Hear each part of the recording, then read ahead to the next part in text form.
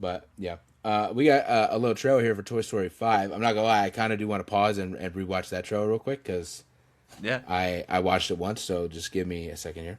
I don't feel like I need to watch it more than once. All right. On a similar but bigger scale than Cars, these fucking toys will never not make me fucking emotional. Toy Story is my favorite like animated franchise ever. So yeah, it's one of those things we've talked about before. We talked about it with Toy Story 4. It's like, man, we don't want to see this, but we're gonna clearly go see this fucking movie. You know what I'm saying? Like we're tired of it, but we're gonna go because this is like such a crucial part of our childhood that we can't not.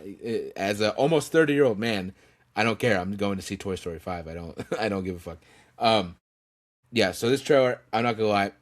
Uh, it. How can I say this? It does look almost like a nothing burger, but the tech aspect is such a good idea. It is such a good fucking idea, bro. It makes so much sense. It is literally the like crux of every child today. I've seen it as a toy collector myself. I've seen it in discussions where kids do not play with toys. Once you're like past like 4 years old, these kids do not care about a single toy, bro. They only want a phone, a iPad, a video game.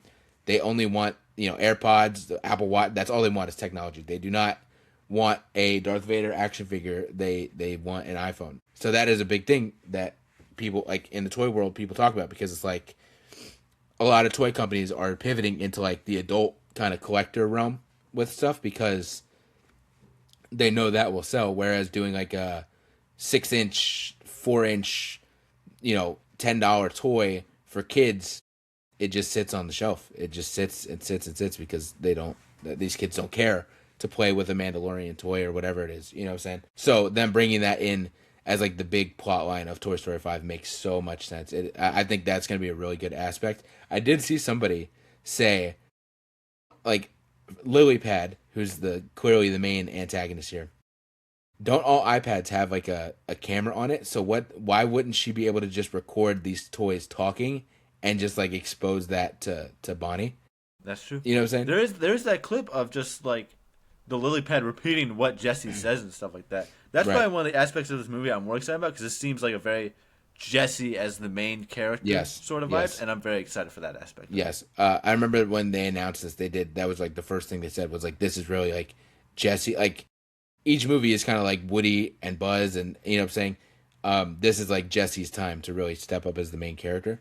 Um, there is a shot too of Jesse like in the air. That is a straight recreation of her and homegirl. Who the fuck was her previous owner from Toy Story 2? Oh, I don't remember her name. You know what I'm talking about. Her I previous know. owner. Wait. That is a straight recreation of the show. Like that's clearly Bonnie doing that to her, but that was something they showed in the fucking "When Somebody Loved Me" segment in Toy Story 2. Yeah. So that is probably why Jessie is such a main character in this, is because out of anybody, she can understand and probably has the biggest fear of what's happening because she's already gone through it with with her original owner. So yeah, I'm excited to see it.